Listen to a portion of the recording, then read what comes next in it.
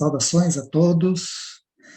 É com um grande prazer que estou aqui participando, mesmo que seja dessa forma online, né? Dessa saída de campo de vocês em Minas, né?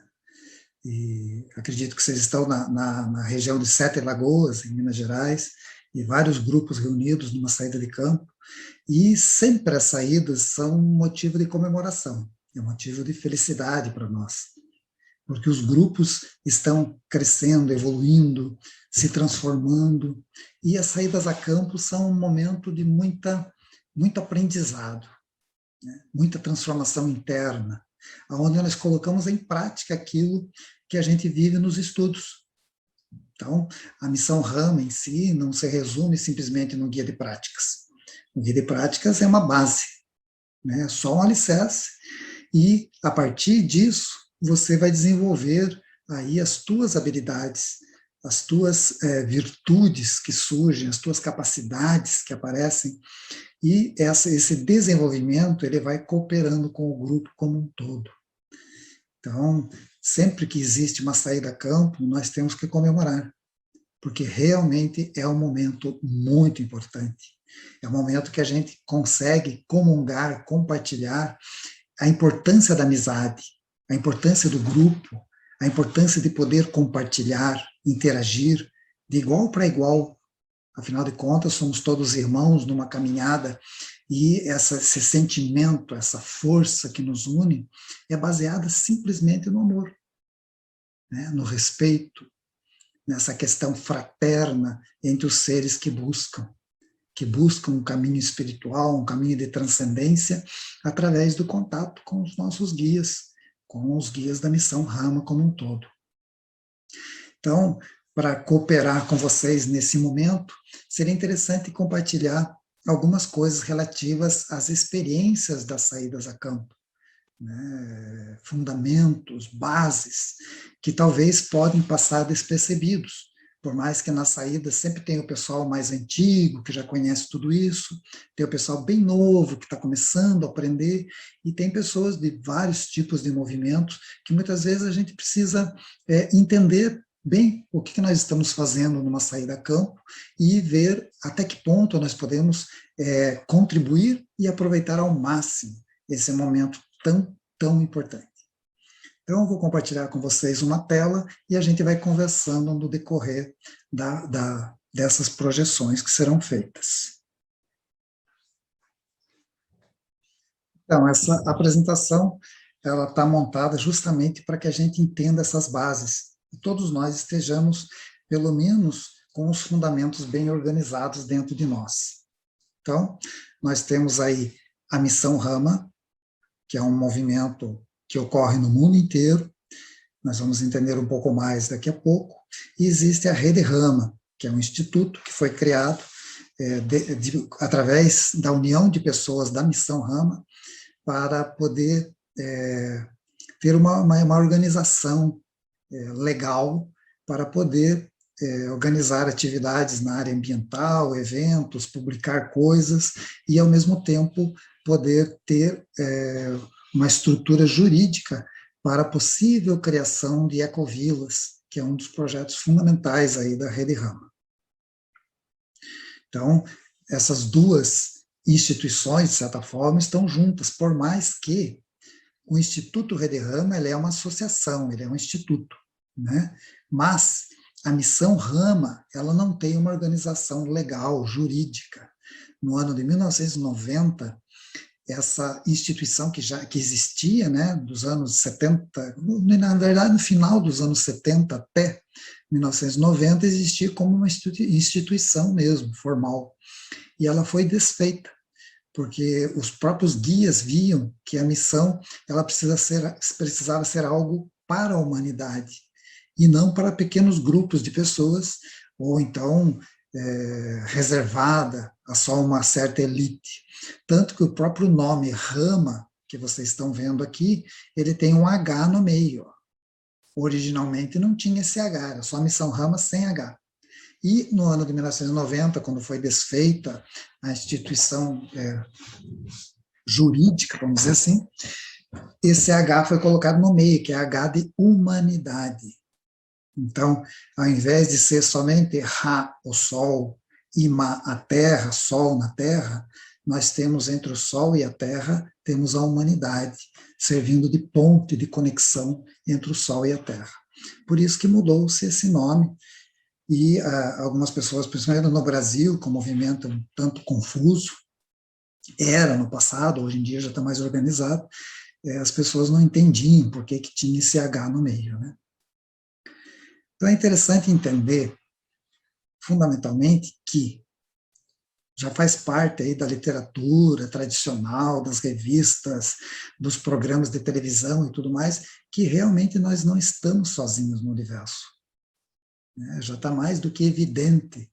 Quem ainda bate na tecla de que nós estamos sozinhos no universo, realmente é por simples teimosia, porque não tem nem sequer embasamento lógico para isso. Em milhões e milhões e bilhões, na verdade, de galáxias que se sabe que existe somente neste universo do qual participamos, seria uma perda de espaço, realmente, né? Ter somente essa humanidade da Terra. Então, com certeza, existem outros mundos, com outras civilizações mais avançadas e menos avançadas que a gente, e realmente nós não estamos sozinhos.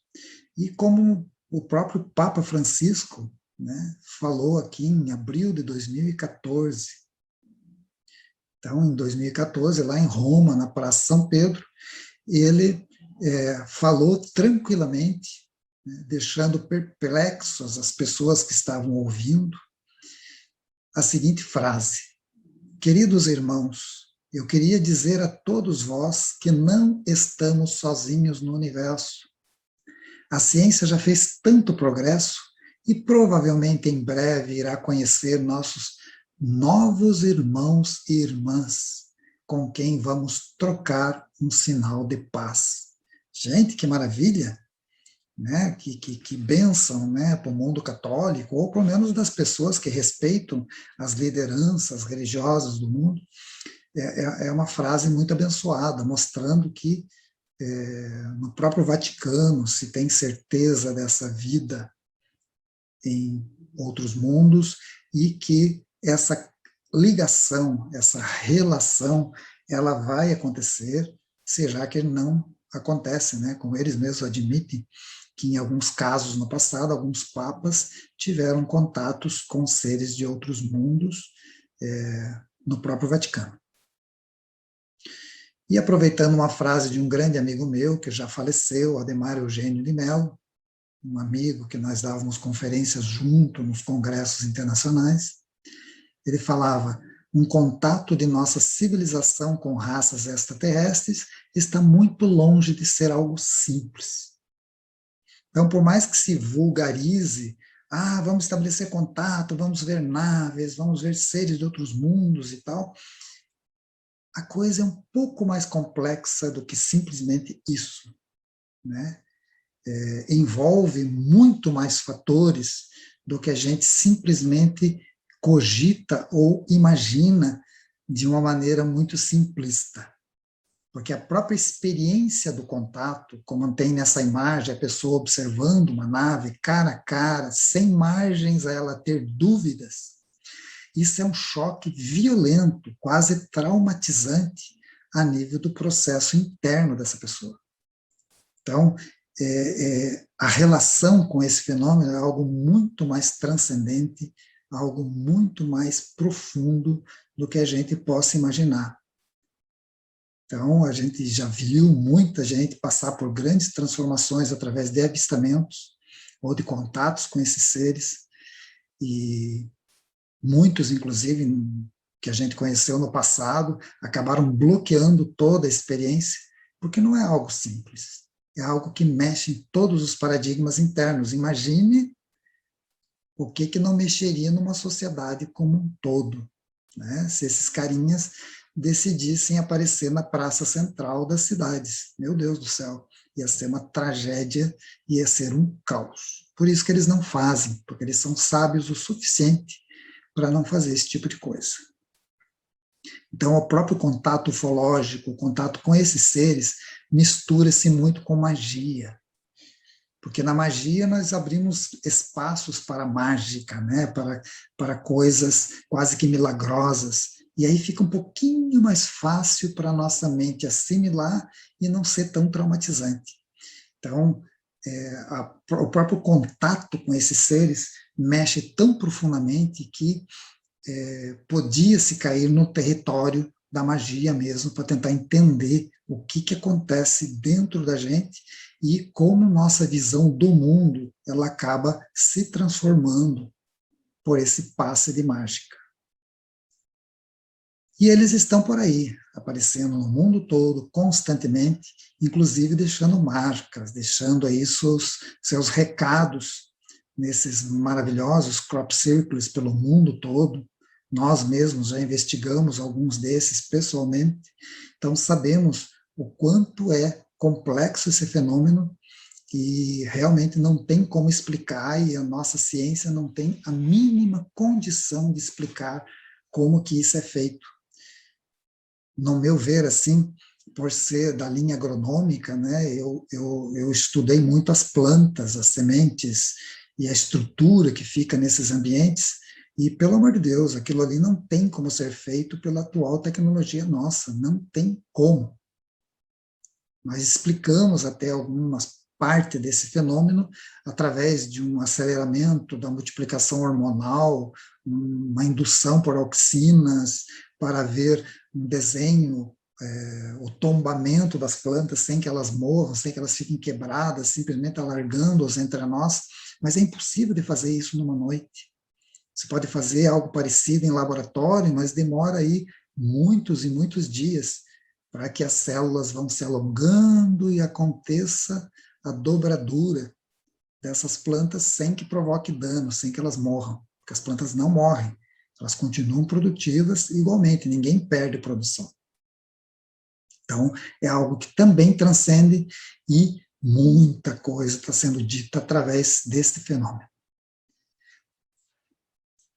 Antes disso, seria interessante entender como que essa missão Rama surgiu. Então, lá todo mundo, acredito que já leu no Guia de Práticas, né, os textos que falam da origem, lá as primeiras experiências que se tiveram foi em janeiro de 1974, e lá em agosto de 74 que iniciou-se oficialmente, entre a rapaziada da época, a missão, né, com este nome e tudo mais. Sendo que as experiências já tinham começado há 6, 7 meses atrás, através de uma comunicação por escrita automática que o Sisto, a mãe dele, né, a Mote e a Rosemarie tiveram na sala da casa deles.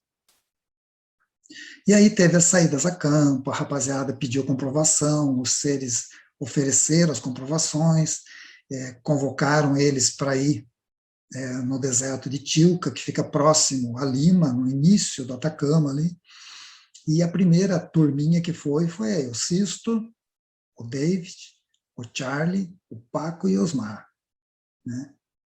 Então, o Elias, o Osmar, o Paco, o Charlie, Sisto, o Elias, o Eduardo, ele é o que fotografou, né? Então, ele fez a foto, por isso que ele não está ali. Então, dessa turminha, dessa rapaziada, eles receberam as comunicações por escrita e foram ao local e esses seres apareceram para eles. E assim que começou a missão Rama da nossa época. Porque com o passar do tempo, nós descobrimos, aprendemos com esses seres, que eles já fazem esse tipo de trabalho desde a época dos sumérios, né? Segundo eles, a missão Rama, especificamente, ela iniciou há mais ou menos 6.200 anos atrás, algo do gênero. Então, é muito tempo. Então, foi em épocas e épocas, ela foi sendo implementada e de maneiras diferentes, se adaptando a cada época e ao tipo de civilização que estava se formando, se predominando, o tipo de mentalidade da humanidade, a missão foi se adaptando. E a meta sempre é aquela, né? Ativar um programa de contato, o mesmo que vem sendo desenvolvido na Terra há milhares de anos. Isso é informação que o Oxalc passou em 1980. Então, faz muito tempo que eles estão aqui, e a missão Rama atual é uma versão atualizada de um processo muito antigo. Portanto, não tem por que ter donos, nem mesmo ter um CNPJ, e nem ter pessoas que se alvoreiem, né, se digam donas da própria missão, porque não tem como. Isso é algo que vem de um conselho, né, de algo muito maior no universo e que visa a humanidade do planeta inteiro. Então, ela tem suas versões, inclusive em certas regiões do planeta, de maneira diferenciada, mas é a mesma missão. Dentro dessas mensagens recebidas na época, Oxalc falou o seguinte: a missão Rama é um serviço para a humanidade, mediante o despertar de consciências para a conexão com outras realidades. Esse contato é para todos, porém, nem todos estão preparados para estabelecer e, principalmente, manter a comunicação, esse contato. As faculdades psíquicas todos têm, mas muito poucos usam consciente e voluntariamente nesse mundo. E o contato é um processo de longa aprendizagem, mas que beneficia muito aqueles dispostos a assumi-lo. Isso é a missão Rama. Então, é um processo de longa aprendizagem, né? Uma aprendizagem gradativa, dependendo do esforço que você faz, da dedicação que você tem, vai aprofundando esse contato, vai estabelecendo um feedback com esses seres, vai se estabelecendo uma conexão de confiança, e aí vai se aprofundando a tua comunicação e o teu serviço dentro do processo. E você vai assumindo funções, atividades dentro da própria missão Rama e vai desenvolvendo. Então é muito interessante, é algo muito transcendente, mas não é algo que a gente possa dizer que seja uma seita, que seja algo religioso, ou que seja uma filosofia. Não, não se enquadra em nada disso. Porque cada cultura, cada época da humanidade, cada povo, mesmo da nossa própria atualidade, poderia estar vivendo uma versão ao estilo daquela cultura da época, da própria missão. Então, é algo que nós não podemos nos apropriar, porque dessa forma estaremos jogando realmente de maneira contrária ao que é a missão como um todo. É um movimento completamente aberto e universalista. Aqui uma visita que eu fiz lá na casa, no IPRE, né? Eu fui representante por vários anos do IPRE aqui no Brasil, que é esse aqui, ó. É o Instituto Peruano de Relações Interplanetárias, que foi fundado em 1955 por esse senhor aqui, ó, o senhor Carlos Paz. Aqui está a esposa dele, a Moti, ambos são pais do Sisto, do Charlie e da Rosemary, e aqui é a sede do instituto lá, onde fazia-se reuniões e eventos lá em Lima, no Peru. E aqui foi como a gente já enviava grupos para lá, para fazer as expedições junto com o senhor Carlos, para conhecer ali as pistas de Nazca, conhecer o deserto de Tilca, subir a serra, inclusive, visitar Machu Picchu, outras regiões ali no Vale do Urubamba. Fomos fazer uma visita pessoal lá e tal, e essa foto é originada daquela época, só que é para ilustrar, né, que existe essa conexão nossa relativamente antiga com eles, e o Sisto se transformou num irmão, na verdade, um grande irmão de caminhada, e até hoje somos muito sinceros um com o outro e nos ajudamos mutuamente desde aquela época. E nós acompanhamos toda a vida deles, da família e tal, mas não vem ao caso agora. Dentro dessa atividade que nós realizávamos, vocês veem aqui embaixo, né, um símbolo, até um símbolo que a gente adotou aqui e criamos uma associação Alfa Ômega, lá em 1989, para criar um primeiro protótipo de comunidade rural, de ecovila, e fizemos uma aqui na Serra da Esperança. Pode ver que tem umas casas em modelo circular aqui embaixo, uns tanques que a gente construiu para reservatório de água e tal. Então, nessa época, nós tínhamos muito contato com esses seres aqui que orientavam todo esse trabalho, com contatos realmente próximos, físicos, com a aparição das naves, com muitas testemunhas. Tinha muitas pessoas de vários lugares que apareciam, faziam as atividades conosco aqui nos anos 80. Então, esse espaço aí, lá no ano de 1998, 97, 98, ele foi desfeito a comunidade para fazer um outro movimento maior, que é o que nós defendemos agora, para construir uma estação, algo mais complexo, maior, que envolva mais pessoas, e isso aqui foi repassado por uma ONG, que desenvolve trabalhos ambientais aqui nessa serra. Então, aqui eles fazem cursos de produções orgânicas, de preservação ambiental, etc. Então, foi um grande laboratório para a gente, nessa época, trabalhar com os confederados e criar um primeiro protótipo de uma comunidade rural em conexão com os guias. E tivemos muitas experiências com naves enormes, parando aqui em cima em determinados eventos, naves imensas, que quase tampavam o céu. E isso tudo, como essa aqui, que aconteceu em 1990. Em 1990 teve uma nave enorme, que via-se todas as luzes em volta dela, em cima do grupo. E nós estávamos ali com pessoas de São Paulo, Minas, Rio de Janeiro, aqui do Paraná, reunidas num evento grande que teve lá, e os seres apareceram em cima e foi uma coisa muito interessante. Eu narro lá no meu primeiro livro detalhes relativos a isso. E Guarapuava, nessa época, entrou para o mapa da ufologia, né? Se tornou famosa, porque apareceu em jornais, TV, revistas, éramos chamados para dar palestra em congressos e tal, derivado das experiências que se viviam. Até na revista UFO, teve várias UFOs que publicaram experiências que nós vivíamos lá. Essa aqui é uma delas, ó, de umas aeronaves da FAB que perseguiram um UFO no Paraná, ali em cima da gente. Inclusive, foi muito interessante, foi a época que a gente descobriu que existiam portais dimensionais ali naquela serra, porque as naves entravam dentro desses portais, como paredões de rocha. Só que nesse evento, especificamente aqui, as aeronaves nossas, que eram aviões Mirage, quase entraram na pedra também. Por pouco, esse pessoal aqui não se acidentou, ou talvez tivesse entrado no mesmo portal que a nave entrou, né? Mas eles conseguiram manobrar e passar por cima e não se chocaram com o paredão de rocha ali, né? Isso foi muito documentado, a gente conseguiu documentos até da Força Aérea na época, e foi muito interessante. Foi um evento que a gente viveu de perto, muito próximos. Aqui é um pouquinho do pessoal que estava lá, numa das fotos que a gente guardou, né, que era a equipe que pesquisava na época. Hoje, a grande maioria ainda continua ligado e conectado.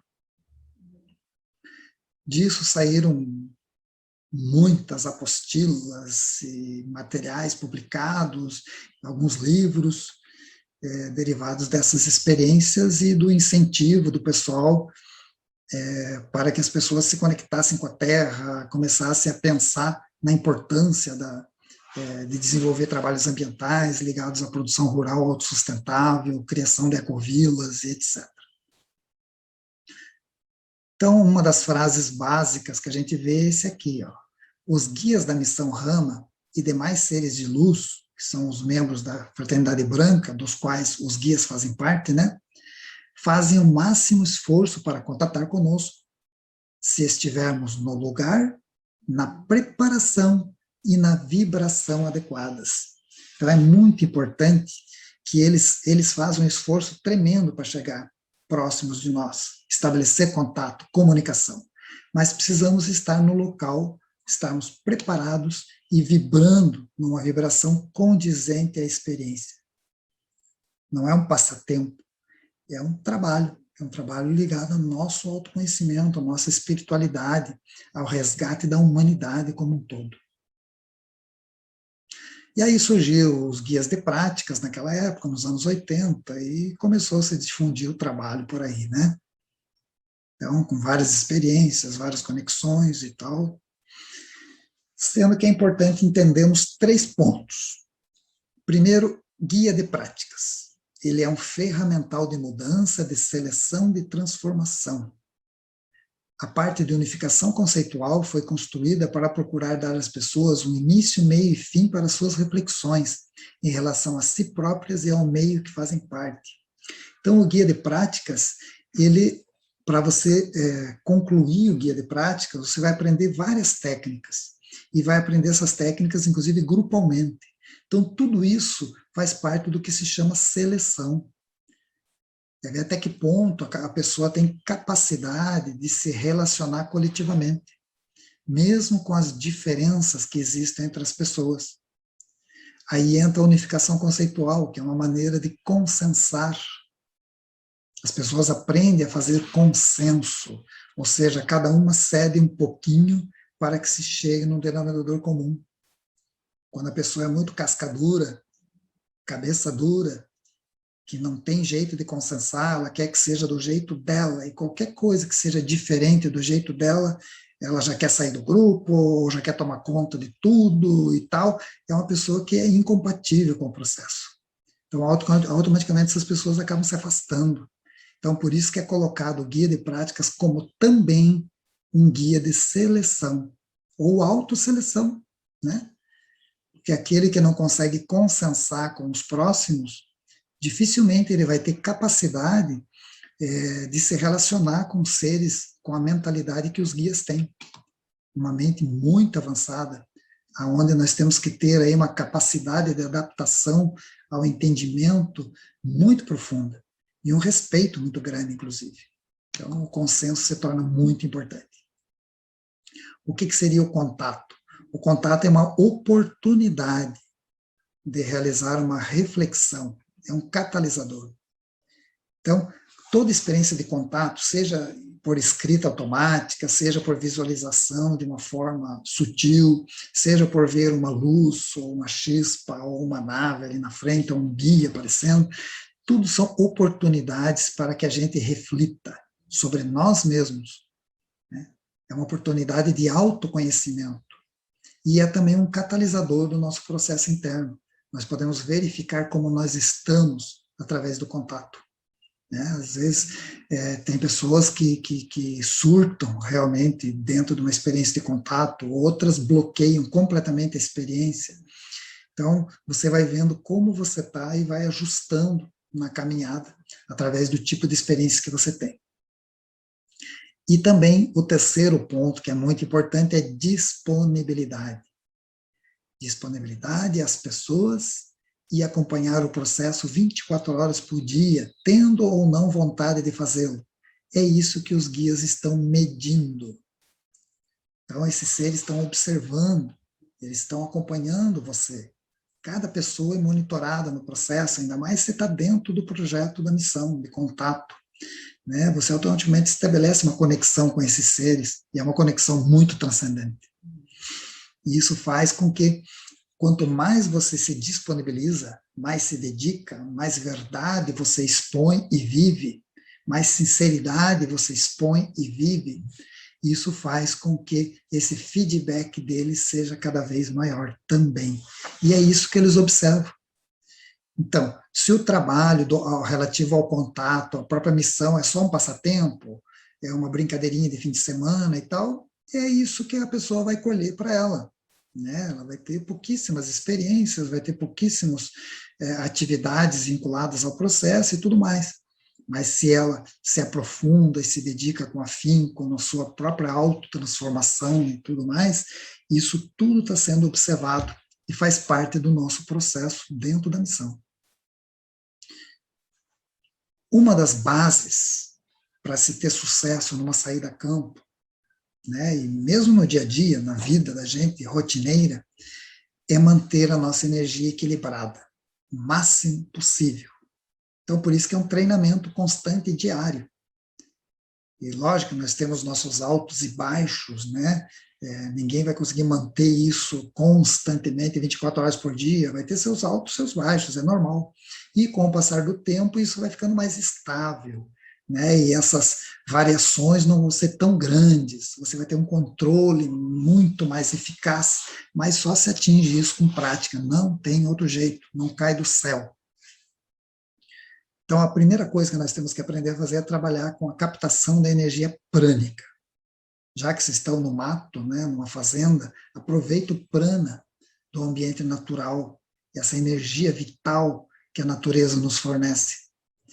Então, a energia prânica é a que se capta através da respiração profunda, a qualquer hora do dia. sendo aconselhado um bom relaxamento, tranquilidade, no local arejado, e a posição pode ser sentados ou em pé. Então, sentiu vontade, tá, às vezes sozinho, tá em grupo, começa a visualizar o prana entrando e vitalizando o teu ser, transformando o teu ser, vitalizando as células, curando as células. Essa energia está disponível, é gratuita. O planeta Terra tem de sobra. Né? Temos a energia manásica, que é essa energia violeta, que eu busquei colocar uma imagem aqui embaixo, para vocês terem uma noção do que é o violeta, que procede diretamente do Sol central da galáxia, né? Então, você pode captar dessa forma, fazendo esse triângulo com a mão e colocando aqui acima da cabeça, acima do chakra anahata, chakra ajna, né, do terceiro olho, e busca visualizar essa energia do Sol central entrando dentro da gente, transformando, transmutando, através da luz violeta, todas as nossas células. E pode ser captado também com as mãos simplesmente colocadas ao lado, um pouco acima, e buscar visualizar que você está captando essa energia com as mãos. Essa energia que vem do Sol central da nossa galáxia e que nos transmuta diariamente. Quanto mais se fizer essas práticas, mais você vai percebendo as mudanças que acontecem em você, desde física, orgânicas, até transformações internas, de percepção, de sentimentos, de pensamentos, de lucidez. Temos também a energia ciliar, que é aquela que você capta exatamente ao meio-dia e que recebe através das palmas das mãos, as quais permanecem também para cima, e com os braços ligeiramente esticados.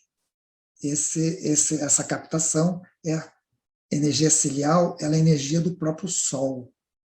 Por isso que o pessoal está fazendo ali, lá no Egito, numa das saídas do Egito. Então, captando essa energia do Sol pelas palmas das mãos também, ela é muito transmutadora, vitalizadora, energizadora. E esse tipo de energia vai vitalizando nós, porque todos nós somos seres energéticos. O próprio corpo físico é pura energia. Imagine o nosso corpo astral, corpo mental, soma tudo isso. Nós somos seres energéticos. E dessa forma nós estamos beneficiando todos esses corpos energéticos trabalhando com essas energias. E tem a maravilhosa energia cósmica, que é aquela que se recebe no plano astral durante o sono profundo. Então, quando nós temos um sono profundo, recuperador, é o momento que nós nos deslocamos astralmente e vamos até a estratosfera do planeta e recebemos diretamente nesse local, onde não tem gravidade, toda essa energia que vem do universo como um todo. Ela nos vitaliza, energiza o nosso corpo astral, e quando a gente volta ao corpo físico, acordando pela manhã ou após uma projeção para fazer captação da energia cósmica, nós estamos renovados, estamos novinhos em folha para mais um dia de atividades. Nesse quadro nós temos aí algumas dessas energias. Então, a energia manásica, que vem aqui ao alto da cabeça, a ciliar, que é a que vem do nosso Sol, a prânica, né, que está no meio ambiente, os alimentos saudáveis, de preferência vegetais, frutas, sucos naturais, né, a energia cósmica, que se pega com o corpo todo, e a energia também telúrica, que nós captamos andando descalço, no gramado, na terra. E isso tudo faz uma troca com o planeta fantástico, porque nós somos seres, por ser de pura energia, nós somos seres que geram muita estática, geram muita energia eletromagnética também, e essa troca com o planeta nos estabiliza e até melhora a saúde. Muitas vezes a pessoa tem problemas de saúde somente porque não anda descalço. Se ela andar de vez em quando, aí, algumas vezes por semana, descalço, muitas vezes sua saúde muda completamente. Então, nós buscamos fazer todas essas práticas nas saídas a campo. Não precisamos fazer em grupo. Podemos fazer em grupo, mas podemos fazer sozinhos também. O importante é fazê-lo. Existe também uma prática coletiva feita, que é a criação de correntes de energia. Então, essas correntes de energia, temos que entender o seguinte: a mão direita, né, ela fica com as palmas para baixo, porque ela emite, a mão direita emite, e a mão esquerda, ela recebe. Então, as energias que circulam numa corrente de pessoas devem ser feitas sempre dessa forma, né? Então, a gente faz ali a saudação, né? E aí vira e coloca a direita, né? A mão direita com as palmas para baixo e a esquerda com a palma para cima. E dessa forma nós pegamos na mão da pessoa que está do lado, sendo que a direita fica, né, em cima da mão da pessoa e a esquerda pega por baixo. E aí circula certinha a corrente de energia que circula entre as pessoas, né, como a mão direita emite, ela vai da direita e vai circulando todo esse anel, fortalecendo uma corrente de energia que depois deriva-se para pessoas que estão com problemas de saúde, ou então para uma cidade, para o planeta como um todo, o que o grupo definir. E tem a nossa maravilhosa cúpula de proteção, que esse grupo aí está captando energias, né? Aqui eles estão captando energias ciliares e estão criando aí uma cúpula de proteção para a atividade que vão realizar nessa saída a campo. Essa aqui é a luz violeta que a gente sempre fala. Essa imagem é porque vocês têm o tom do violeta. Não é aquele tom roxo, muito escuro, e nem é aquele lilás muito clarinho. Então, esse é o tom dessa energia que a gente chama de energia violeta, que vem do Sol manásico, do Sol da nossa galáxia. E nós podemos desenvolver esses trabalhos energéticos sempre que desejarmos.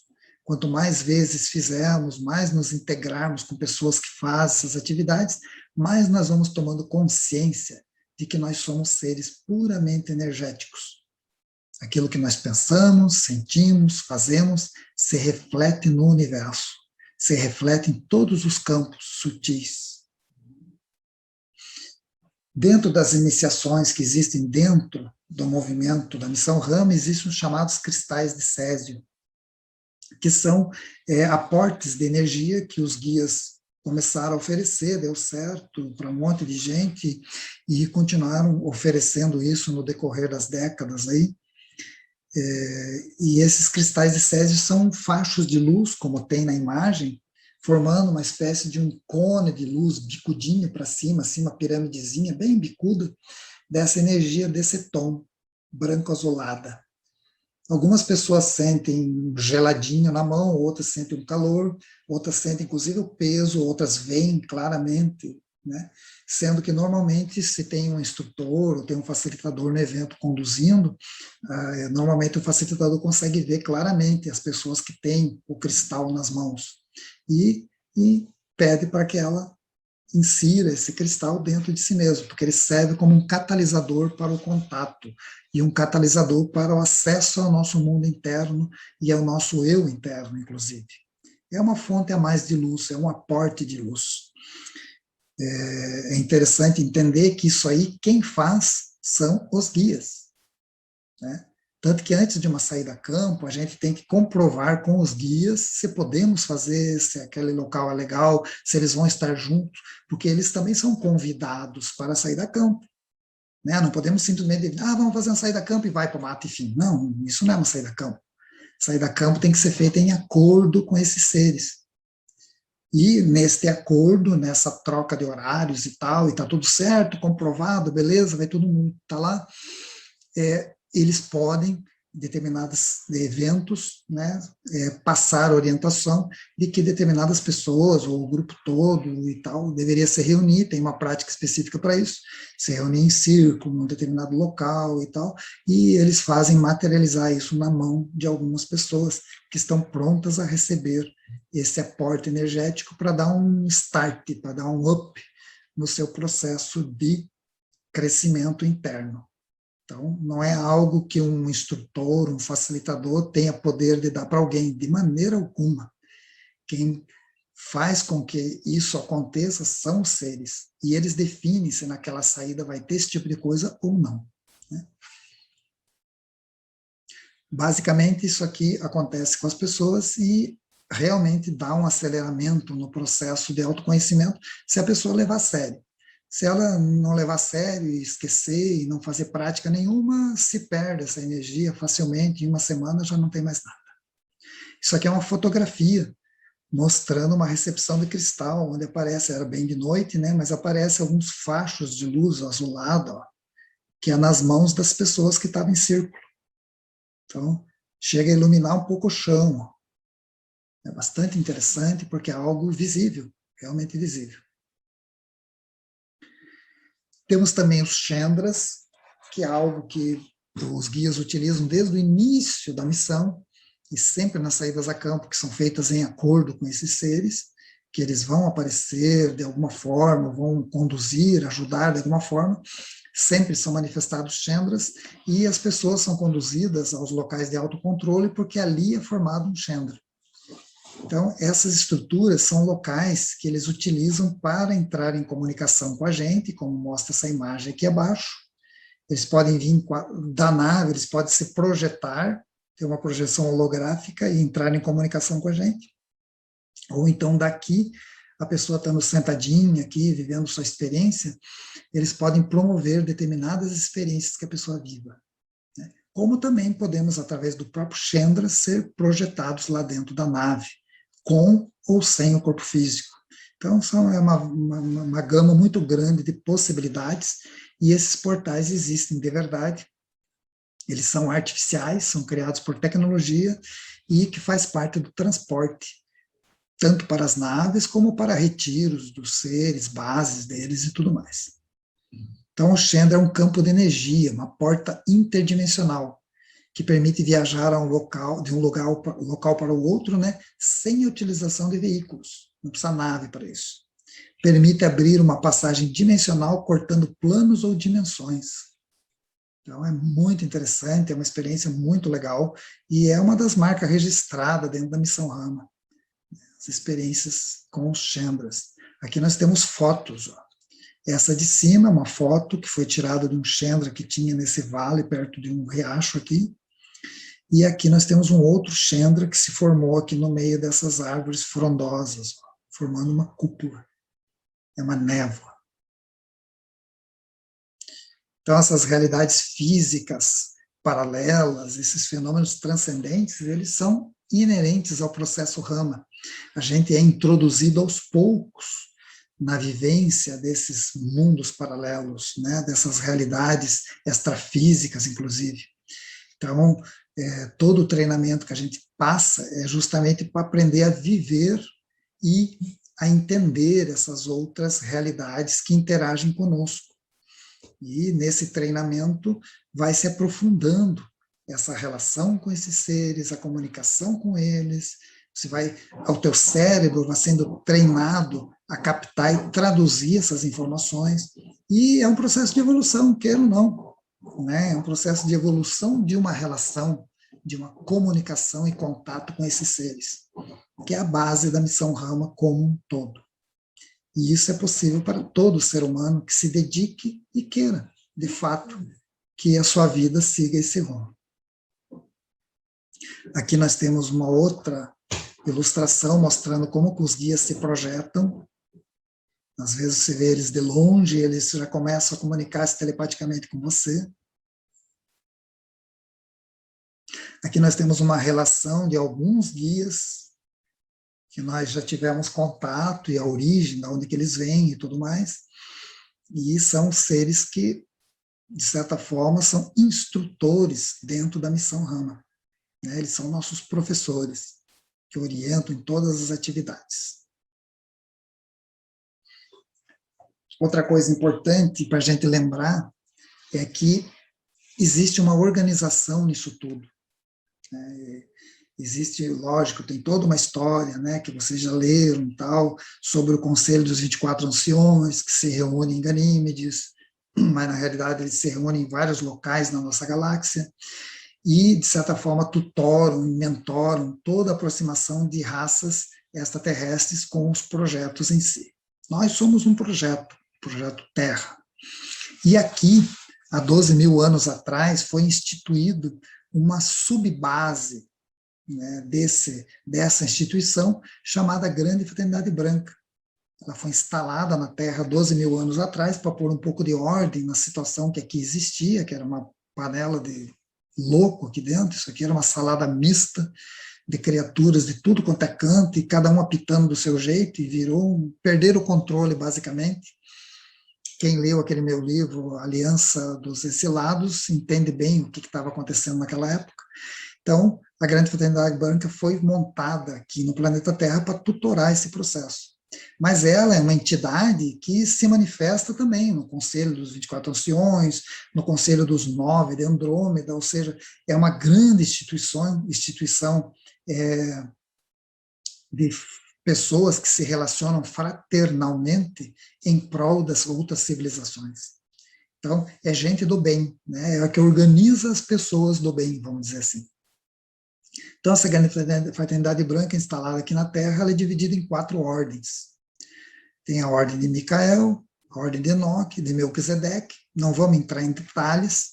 Cada uma delas se subdivide em 70 subordens, sendo que a mais conhecida, que é a ordem dos 7 raios, lá, do Mestre Kutume, Mestre Saint-Germain e tudo mais, ela faz parte da ordem de Melquisedeque.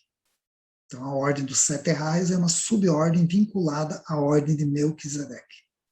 E nós temos a 4ª ordem, que é a ordem dos confederados, que agrega seres de outros mundos, de 4ª, de 3ª dimensão, que estão aí atuando junto com a Fraternidade Branca nesse processo de transição planetária e um momento de evolução muito sério da humanidade como um todo.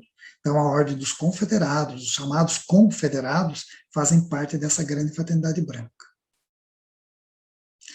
Uma das maneiras que esses seres se utilizam, têm se utilizado nos últimos tempos, na verdade, para sinalizar determinadas situações para a gente, através das famosas chispas. Então, se está em comunicação com eles já tem comprovação da tua comunicação, e você recebe uma mensagem lá que é muito importante, meu Deus, será que é assim mesmo? Será que essa mensagem está legal? O grupo todo fica em dúvida. Pode pedir uma comprovação para os seres. Então, comprovem para nós que essa mensagem foi vocês que enviaram e nós pegamos direitinho mesmo. Daí eles marcam lá uma hora, um local, ou então sai lá para fora e observa a noroeste, e aí muitas vezes eles sinalizam com chispas, que é uma sinalização no céu, uma luz, que sinaliza que eles estão ali, e ok, é isso aí mesmo, rapaziada. O que nós mandamos é isso. Então, as chispas são nada mais, nada menos do que uma navezinha que passa rápido aqui. Isso aqui era um vídeo que eu usei muitas vezes para explicar, né? O Sisto estava falando, que dando uma entrevista, e passou atrás dele uma nave, rapidamente. Então, eu usei isso para ilustrar para as pessoas como que essas naves fazem as chispas. Porque ele está falando aqui, ninguém viu, nem o cara que estava filmando, mas a nave passou rápida aqui atrás. Então, é como se você estivesse olhando para uma região que os seres falaram, a nave passa, mas ela, ela acende. Ela acende a sua luz e já apaga. Então, faz uma chispa, faz um risco no céu. É muito diferente de um meteoro, né? de uma luz simplesmente que surge do nada no céu. É algo que você vê a diferença de cara. Então, são as chispas, que são maneiras que eles usam para se comunicar com a gente. E tem os avistamentos propriamente ditos, né? Essa aqui é uma foto que a gente tirou em 1994, em Minas Gerais. Temos aqui uma outra foto que a gente tirou comprovando a nave parada aqui. Essa aqui é a nave dos aponianos. Quem estava aqui era Godard e Antarel. Estavam juntos nesse dia, instruindo o grupo, e apareceram aqui para a gente, comprovando que o que estávamos fazendo estavam em acordo com o que eles também veem. Né? Veja bem, dá para ver bem a nave formadinha e tal. Aqui uma outra aparição de uma nave também. Uma outra aqui num evento. Então, nós estamos cheios dessas fotos. Não dá para mostrar tudo, porque é muita coisa. É muito documento desse tipo. Então, vamos então entrar, já que vocês estão numa saída a campo, vamos entrar naquela atitude de um autocontrole. Então, o que seria isso? Autocontrole é aquele local onde a gente, os instrutores, os facilitadores que estão com vocês, já prepararam um local onde se faz os autocontroles, onde as pessoas ficam ali por determinados minutos sozinhas ou com o grupo como um todo, tendo uma experiência dentro de um local pré-preparado, que é feita a abertura e fechamento desse local, inclusive, e ali normalmente forma-se um Chandra. Se percebe aquela névoa do Chandra formado nesses locais. Então, quais que seriam as nossas atitudes nisso tudo? É importante aprender e dar-se a oportunidade de enfrentar a própria solidão, fortalecendo a vontade, que é em grande parte a alma de todo missionário do caminho de Rama. Então, dê essa oportunidade de aprender a ficar sozinho, de se respeitar, se amar, vencer teus medos.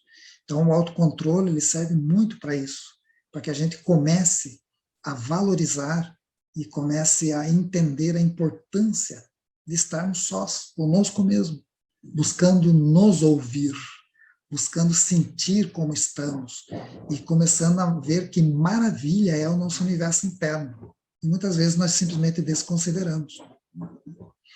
Além disso, em um local solitário, aprendemos a apreciar o grande valor do silêncio, podendo captar a própria voz interna e assim descobrir-nos mais. O silêncio é uma coisa que assusta algumas pessoas, mas para nós é uma maravilha. Tanto que os primeiros autocontroles que eram feitos no deserto de Tilca, imagina, no deserto não tem nem passarinho, você não tem som nenhum, no máximo se escuta um ventinho. É um silêncio total. Então a pessoa escuta ela somente, inclusive, lógico, os movimentos fisiológicos do corpo, né? É muito interessante entender o silêncio e perceber o silêncio e se sentir fortalecido nesse silêncio. Porque a partir desse momento a gente começa a nos ouvir mais. Para de tanta conexão externa e começa a estabelecer as conexões internas. Isso é muito importante no autocontrole. Um dos problemas que acontecem é improvisar os programas de trabalho durante o desenvolvimento de uma saída, né? E ao se evitar os esquemas, tem levado muitos grupos a cair no vício da perda de tempo, defendendo isto com a típica frase, que nada, cada qual faz o que sente. Gente, não é assim. É muito importante ter um objetivo. Você vai na saída de campo e você tem um objetivo, ou dois, né? Você tem um objetivo pessoal teu para aquela saída e o objetivo do grupo que você faz parte. Então, qual que é o nosso objetivo? E você traça isso, porque esses seres que nós nos relacionamos dentro da missão, eles são extremamente objetivos. Quando você entra em comunicação com eles, se vocês não são precisos no questionamento, ou, sabe, na informação que você repassa, eles não compreendem.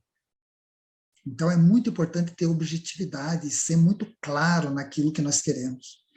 Nessa saída eu quero vencer o meu medo de ficar sozinho. Então, toda a tua proposta e tudo que esses seres vão trabalhar é no sentido de que você vença esses medos. Tudo que vai acontecer com você vai ser nesse sentido, né? Então, cada saída tem que ter um objetivo. Toda saída é uma oportunidade para o contato em diversos níveis, incluindo a conexão com os guias, ainda quando esse contato não houvesse sido previsto pelas mensagens, já que a boa vibração e afinidade podem motivar a aproximação das naves. O que faz com que os guias se aproximem, o que faz com que as naves se aproximem, são as energias geradas pelo coletivo que está na saída a campo. Se esse coletivo que está na saída a campo está fazendo práticas de trabalhos energéticos, visualizações, projeções mentais, trabalhos coletivos, harmônicos e tudo mais, caramba, está gerando uma vibração que esses seres vão dar um feedback de qualquer forma. Agora, se o grupo está totalmente dessintonizado, só criando problema, desavenças e complicações, não vai acontecer nada. Vai se viver as desavenças, as complicações, para que elas sejam resolvidas, só isso. Ou, como em determinados eventos, que a gente soube que aconteceu com outros movimentos aí que se diziam Rama, né? Do pessoal parar em churrascaria antes da saída, sabe, de campo, no caminho parar lá para tomar cerveja e comer churrasco e tal, e sair para sair da campo. Isso não tem nada a ver com sair da campo Rama. Nós temos todo um protocolo, todo um procedimento para se fazer, para que nós tenhamos respeito, né, com o ambiente e com a energia que vai ser gerada ali pelo coletivo. Então, é muito importante seguir essas orientações, e isso os facilitadores devem ter passado para todos. Então, crescer em consciência é admitir a ideia de modificar-se e de mudar, é aceitar que nós podemos mudar e devemos mudar. Para esse resultado, né, para esse resultado, é evidente que a primeira condição é que se conheça a si mesmo da melhor forma possível, com o fim de descobrir o que realmente é necessário corrigir. Assim, é importante construir um objetivo pessoal a ser alcançado na saída grupal a campo. Também poderemos ter o objetivo do nosso grupo e da própria saída como um todo. Então, é dessa forma que nós vamos crescendo e nos desenvolvendo dentro de cada atividade prática.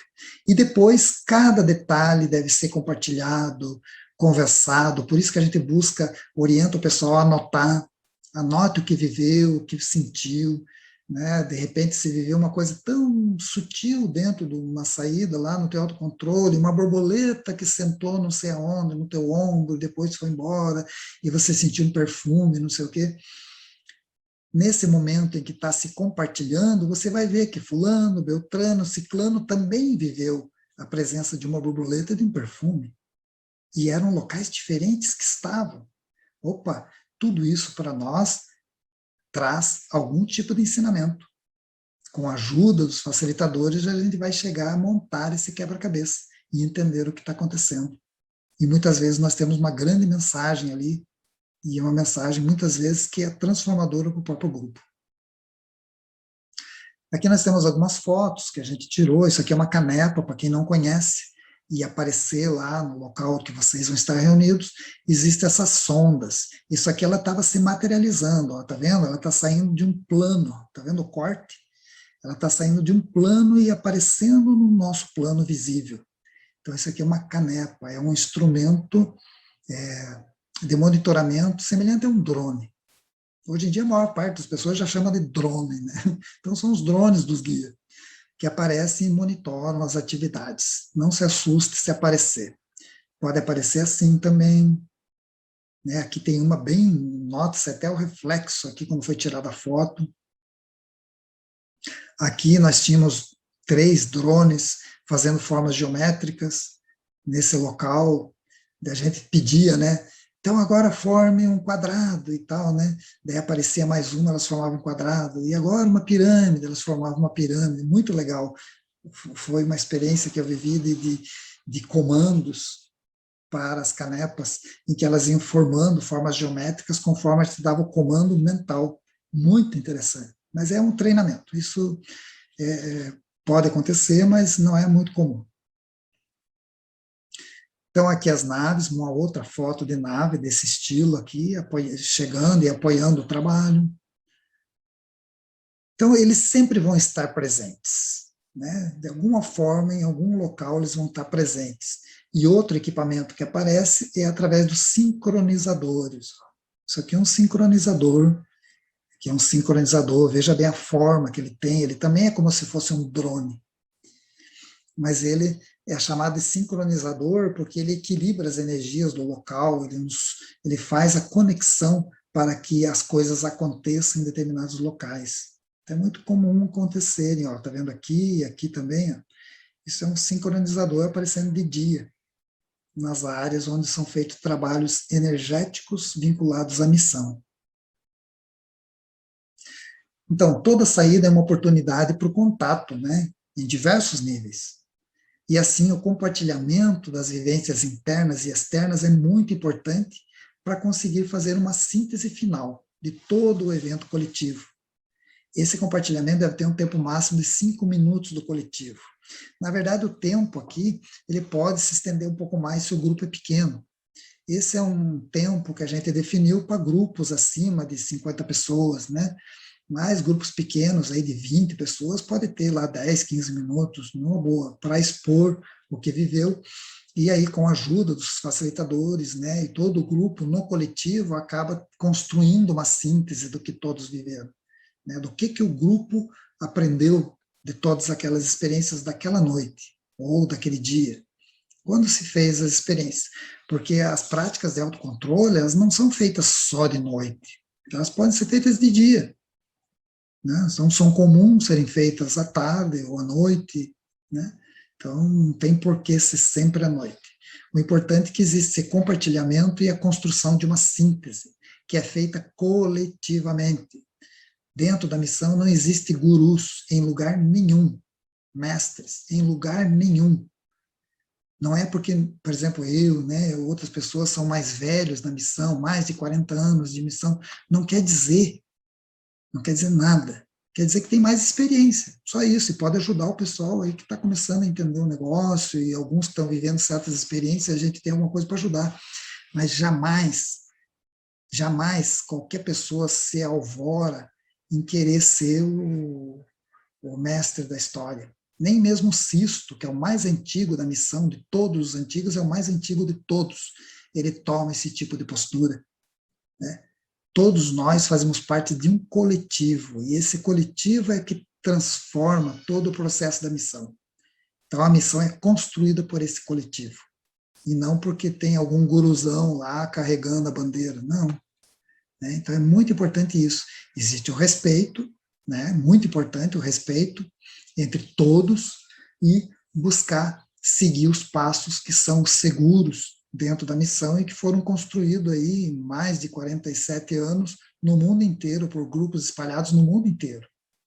Então, se alguém aí aparecer querendo ser o grande guruzão, o cara que dá cristal de césio para todo mundo, e que se não fizer aquilo exatamente que ele está passando, a coisa não vai dar, se cuidem, porque isso não é verdade. A missão Rama não é assim, né? Ela é libertadora e não aprisionadora, como as religiões, as seitas, etc. Então, a Rede Rama ela surgiu dentro desse contexto, buscando agregar vários pontos, né, através do contato com a Confederação dos Mundos e os guias, né, buscou fazer uma síntese para organizar futuras ecovilas, e espero que um dia a gente consiga consolidá-las aqui.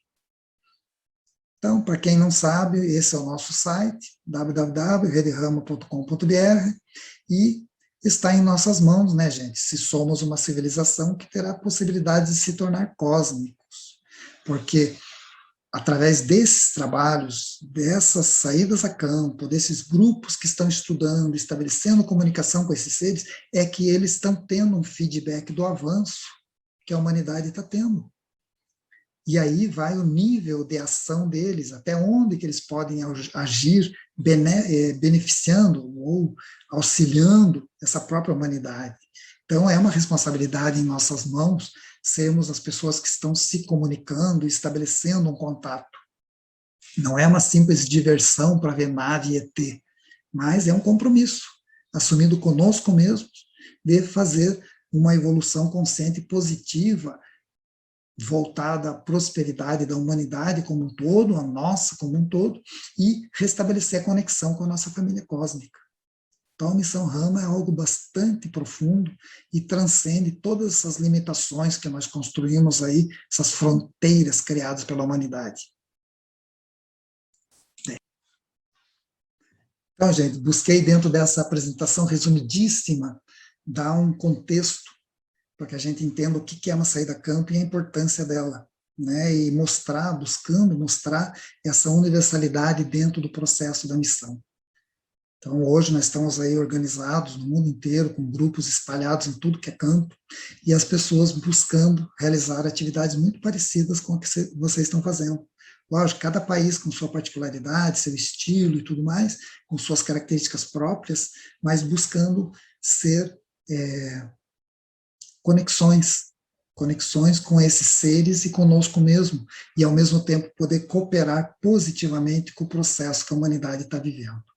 Então, na saída a campo, é muito importante entender isso, né? Nós estamos ali realizando uma proposta de crescimento do grupo, de aprimoramento do grupo, de aperfeiçoamento de cada um e dos grupos, mas, ao mesmo tempo, nós estamos sendo referências para seres muito avançados, há milhares de anos na nossa frente em avanço, não só tecnológico, como cultural, social, etc. e tal.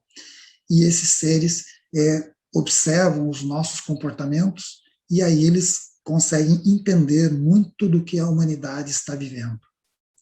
Quando chegar ao ponto em que saídas a campos tivessem uma sintonia muito grande, uma harmonia muito grande, esses seres vão aparecer cada vez mais. Quanto mais eles estiverem próximos, mais eles se manifestarem, quer dizer que mais coerente e mais harmônico esses grupos estão. Então, cada saída a campo é um momento de nós verificarmos como que nós estamos, né? E poder aperfeiçoar mais nossas práticas, nos dedicar um pouco mais e etc.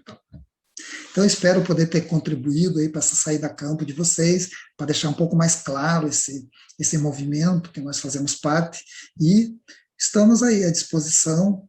Pintou dúvidas, surgiu qualquer questão, é só enviar, que nós estamos abertos a poder compartilhar, estamos juntos nessa caminhada, todos nós aqui estamos de mãos dadas, juntos, e vamos buscar construir aí um movimento forte e que seja benéfico para todos nós.